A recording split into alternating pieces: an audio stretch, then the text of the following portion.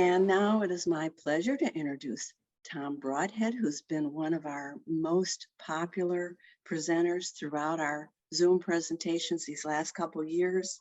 Tom is a retired geology professor and administrator at the University of Tennessee. He is involved in many philatelic organizations and has held many leadership roles. His collecting and exhibiting interests have centered around France, but one fun thing about Tom is he likes to get his fingers into a lot of different topics, and we are often the grateful beneficiaries of what he creates when he delves into a topic. And tonight is one of those. And so without further ado, Tom Broadhead will take us back to ancient times for a little exploration this evening. Thank you, Dawn. And I'll tell everybody that my inspiration for this topic goes back to my childhood fascination with ancient Egypt and archaeology. So what I'm going to do first is kind of set the mood for my talk. Oops, wait. That was working perfectly.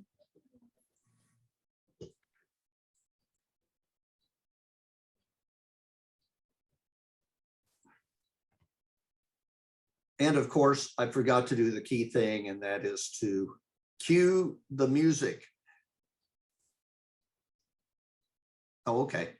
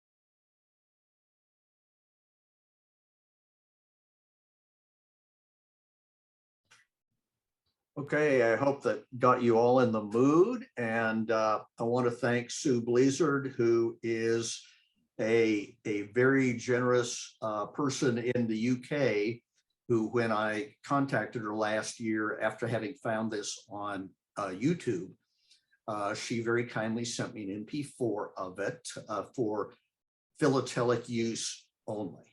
But okay, well, let's go then. I'm going to share again.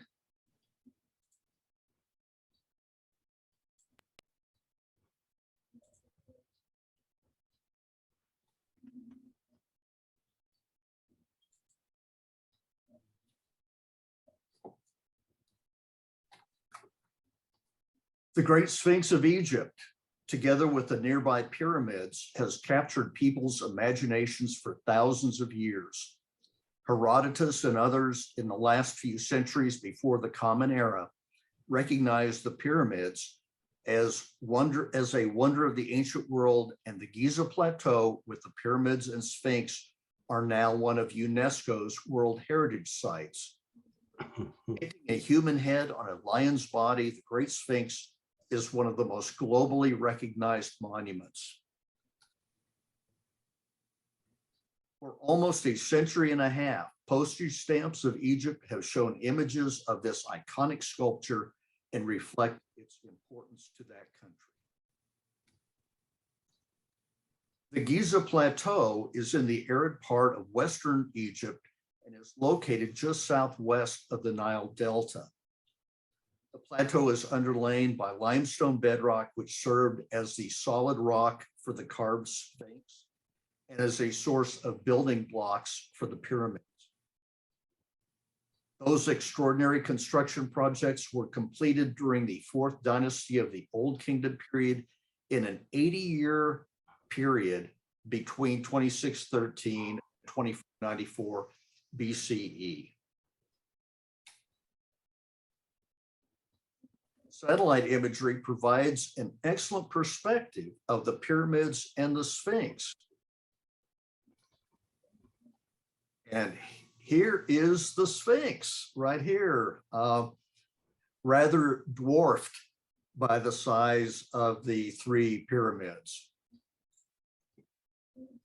The Great Pyramid was built by the Pharaoh Khufu. The second pyramid, noted for the preservation of some of the original facing stone at the top, was built by his son Khafre, and the third pyramid was built by his son Menkaure. Artistic images of the Sphinx are almost always inaccurate. British explorer George Sandys visited Egypt in 1610, and his published illustration of the Sphinx and pyramids bears little resemblance to the truth, except showing that the Sphinx was buried in sand to the base of the neck. Other images took great liberties with details and proportions of facial features, and both artists here noted the southern Nubian or Ethiopian facial features. Most scholars now, however, believe that the head of the Sphinx is modeled after the pharaoh Khafre, partly because of its proximity to his funerary temple. The first photograph of the stamp or of the Sphinx is attributed to the French photographer Maxime Duchamp in 1849. At that time, most of the monument was buried in sand, but part of the chest was clear. Duchamp's photograph may have been instructive when 18 years later, the first stamps showing the Sphinx were issued by the Egyptian government. Egypt had been a province of the Ottoman Empire since 1517, but the modern post office was not organized until the efforts of Khedive Ismail in 1865. The first Egyptian stamps issued in 1866 depicted Arab calligraphy, but the second series of stamps, which appeared on August 1st, 1867, proudly displayed the Sphinx and the Khafre pyramid.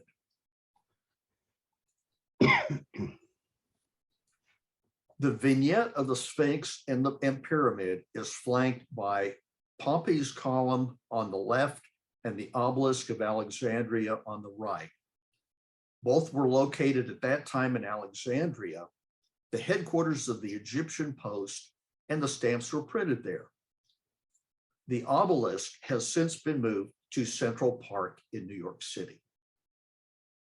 The finely lithographed stamps show important similarities to the Sphinx, including damage to the nose and face, which are variously attributed to the Ottoman or Napoleon's French army.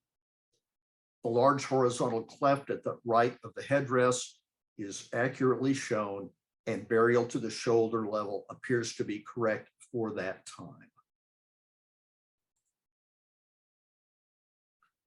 The Sphinx stamps are not only important as historical images, but their use reflects important aspects of the history and economy of the country at that time. In addition to the stamps, a pre-stamped postal envelope was produced, and these are now rare. The use of a 1 piastre stamp to email an envelope from Cairo to Suez shows that it paid the typical domestic letter rate. An individual stamp with a clear postmark dated April 11th, 1870 in Alexandria shows an inscription in Italian. From the 1850s, Italians were influential in the Egyptian postal system, and Giacomo Muzzi became its first postmaster general, serving from 1865 to 1876.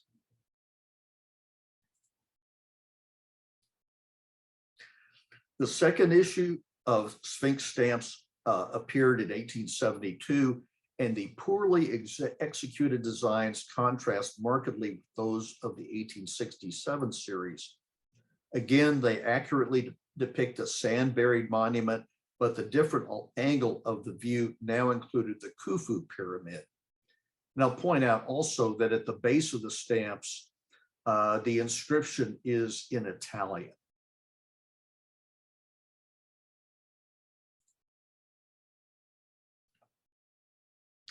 Later stage printings of the second series were even worse in quality than the first, and some examples are scarcely recognizable. The top two examples show Italian language postmarks from Cairo and Port Said.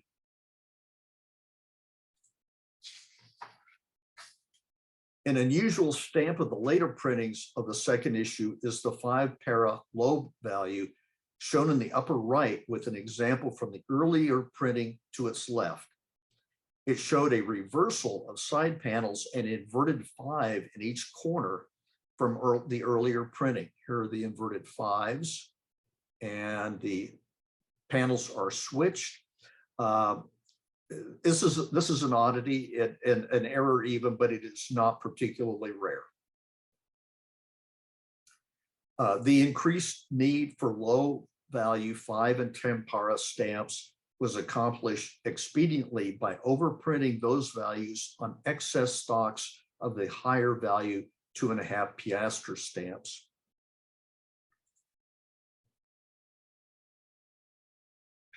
Envelopes from this period with stamps are like those of the first Sphinx issue, not common.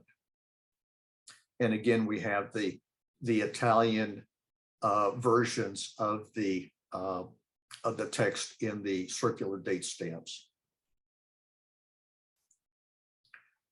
The third issue of the Sphinx was printed in London, beginning in 1879 by the De La Rue Company, which today is still a major security printer.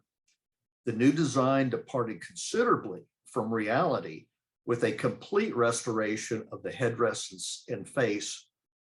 The design remained in use for 35 years. The image at left is a printing proof in black. And one other thing I will draw your attention to is now the non-Arabic character inscriptions are in French.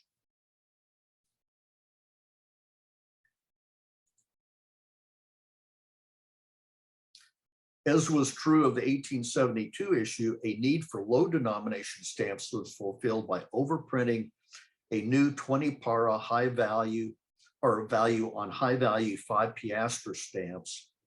Improper sheet feeding into the printing press produced an interesting error with inverted overprint.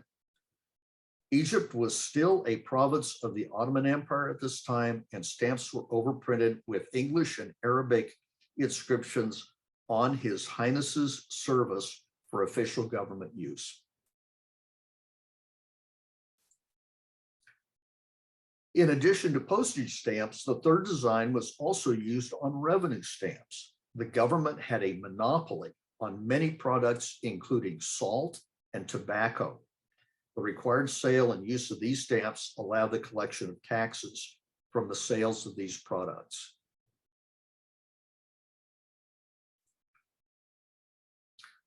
The long period of use of these stamps and increasing tourist travel to Egypt has resulted in much more mail surviving for collectors than for earlier Sphinx stamp issues. Photo postcards were introduced to the public in the 1890s, and other mail included envelopes. Beginning in the late 1800s, companies began printing promotional labels or Cinderellas, and the example on the postcard shows the Sphinx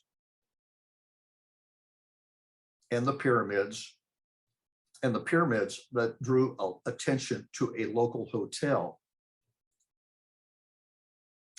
And here is an American label advertising a typewriter.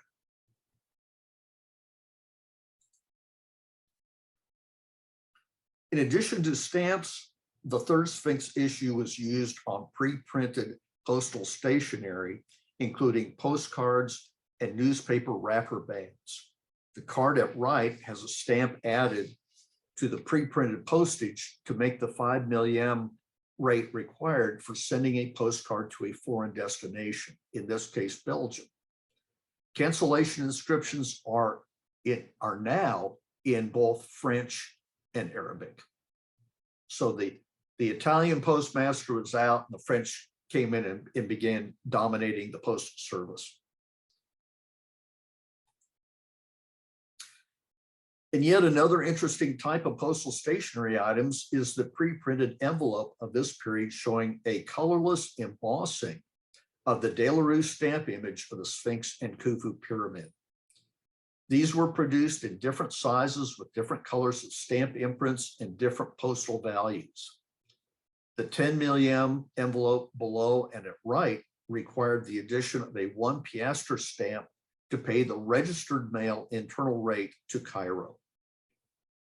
At the upper left, the small 1 million envelope used for mailing a visiting card only required a 1 million additional for the unsealed envelope rate to Germany.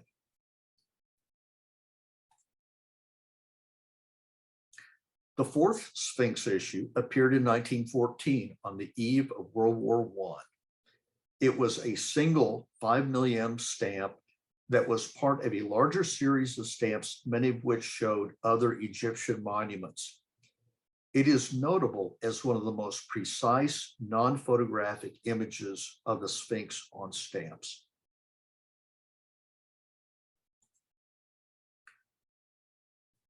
The fourth issue spanned the time of World War I and its aftermath. During the British occupation, the 5 million stamp was reprinted in pink, and both that and the earlier Ottoman printings exist with official overprints for government use. In 1922, Egypt became an independent kingdom, and stamps were overprinted with a crown and inscription marking its independence. Postal history during wartime is a fascinating area of study and collecting. Soldiers in the field and in occupation forces used local stamps on envelopes specially printed for their service. Censorship was also important, and the envelope at right was open at the top. Its contents were examined, replaced, and an Italian language Egyptian censor tape resealed the envelope. Near the center of the envelope is a postal marking indicating censoring examination also by British occupation forces.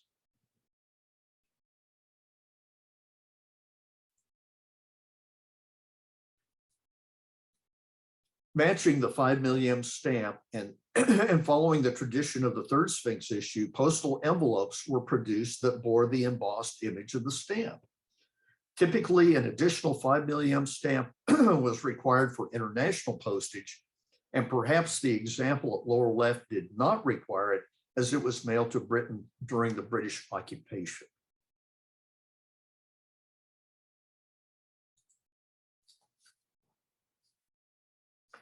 Britain had maintained a military presence in Egypt for many decades, and troops remained there after World War I.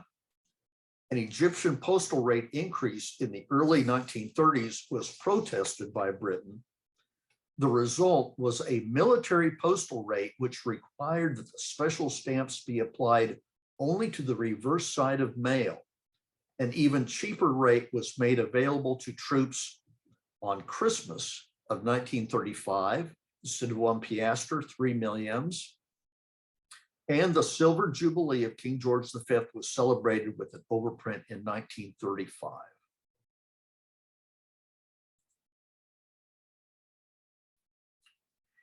As we move from the early Sphinx issues to those of the modern era, it is worth noting that the Great Monument did not appear on stamps for more than 30 years during the kingdom of Fuad and Farouk. During that time, it also received one of many reconstructions which date back to the 14th century BCE, when Thutmose IV had the Sphinx uncovered from the sands and repaired. The Barais restoration of the 1920s and 30s significantly remodeled the head, resculpting the headdress and adding lower parts to the sides of the headdress. All subsequent Sphinx stamps are modeled after this new look.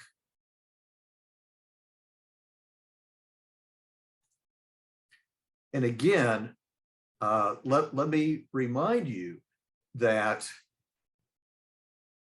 despite what the impression you may get from the relative sizes of the Sphinx and the pyramids, the Sphinx is really tiny compared to them. But yet the perspective of not only the photo in the previous slide, but in some of the more recent images of the Sphinx on Egyptian stamps really suggests that they are perhaps of almost the same size.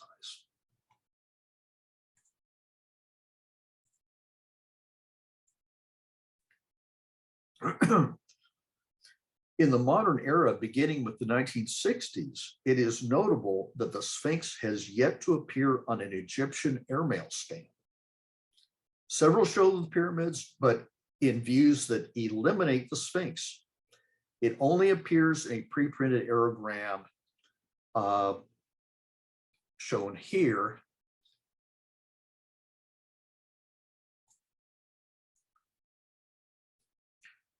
Other tourist promotions since the since the 1960s, images of the Sphinx on stamps of Egypt most commonly promote tourism. The sound and light shows at the Sphinx and pyramids are first highlighted by an ironically black and white stamp in 1961 and later appear in a more vibrantly colored one. Other tourist promotions since the 1980s have recognized Egypt's tourist industry and international tourism conferences. Sphinx images on these stamps lack detail and are often incidental to the design or are highly stylized. And this 1992 one in particular, which it looks as if the Sphinx is kind of a part of a pyramid, and this would have been either the Khufu or the Menkaure pyramid, not the one in which it is actually associated.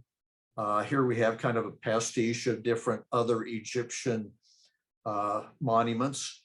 And then here we have the Sphinx, little tiny one here, promoting tourists with all kinds of, the Djoser pyramid, the three great pyramids, and Abu Simbel, and all kinds of other things.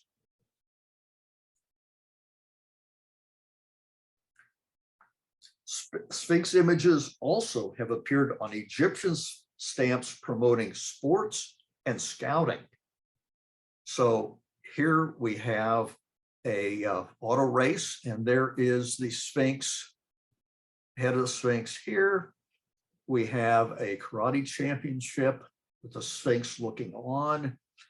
And rather creepily, we have Boy Scouts with the Sphinx kind of in the background, having a look. Definitive stamps issued for general postal use rather than to commemorate an event have included both a close view of the head and a perspective view of the Sphinx with the Khafre pyramid in the background. A mass production of definitive images, definitive stamps, does not always guarantee the best quality image. And here's a good example of an impression that would suggest that the Sphinx is actually much larger than it is in comparison to the Khafre pyramid. And even in the photograph, the perspective, this is quite a long distance between the two. Spectacular souvenir sheets of stamps have been issued in the last 20 years, many showing additional iconic Egyptian artifacts, such as the bust of Nefertiti and the burial mask of Tutankhamun.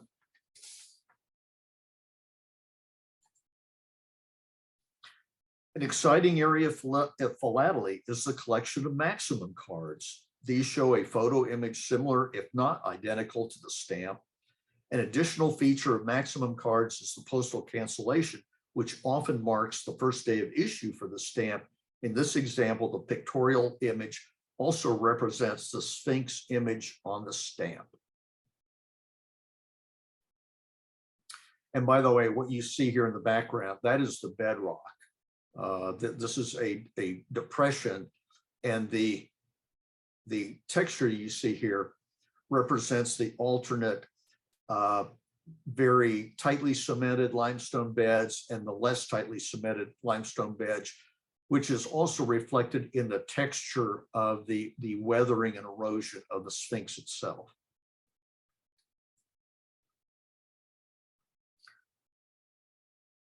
This is another maximum card, but in this example, the postal cancellation shows the image of the burial mask of Tutankhamun.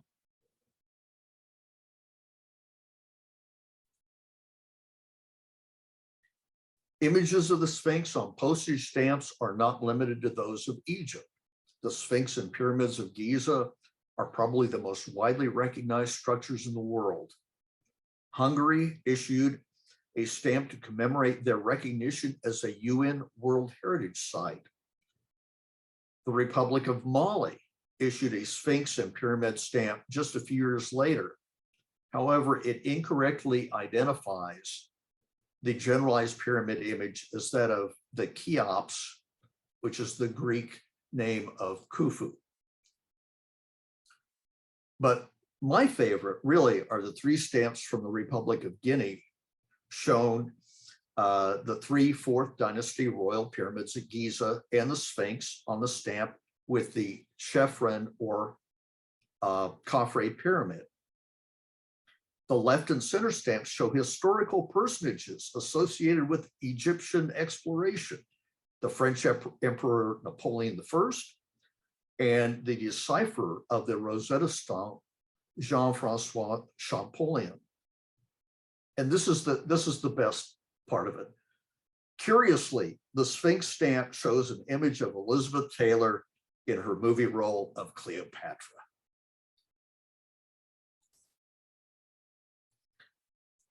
Other spectacular images include the miniature sheet of stamps issued by the Gambia, and one of the 1879 Sphinx design stamps appeared on a stamp of Suriname issued to commemorate an international stamp show in the Netherlands.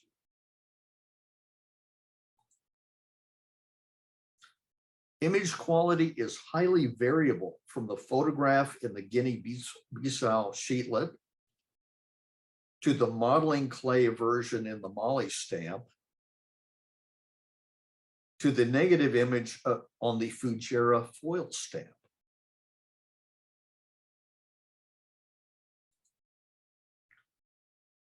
The Great Sphinx and the nearby pyramids remain a principal worldwide tourist site, and you never know when it will show up on a souvenir sheet featuring the Aztec Pyramid of the Sun in Mexico.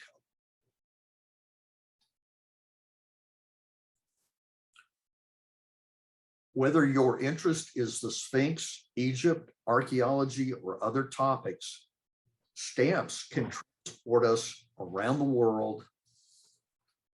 They document times past and present, and postal history covers are genuine relics of faraway places and distant times. Collecting stamps has many facets and can easily lead the collector of any age to read and learn more about present and new interests. It is a global hobby with few limits, and the vast majority of stamps, even many from the 19th century, can be purchased from dealers in stores, at stamp shows, and online for literally less than a quarter. Explore our world and enjoy its diverse history and culture. In short, collect stamps. The American Topical Association is the leading organization worldwide for topical and thematic collectors.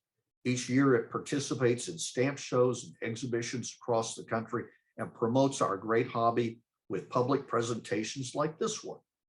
Please visit the ATA website to learn more. Thank you.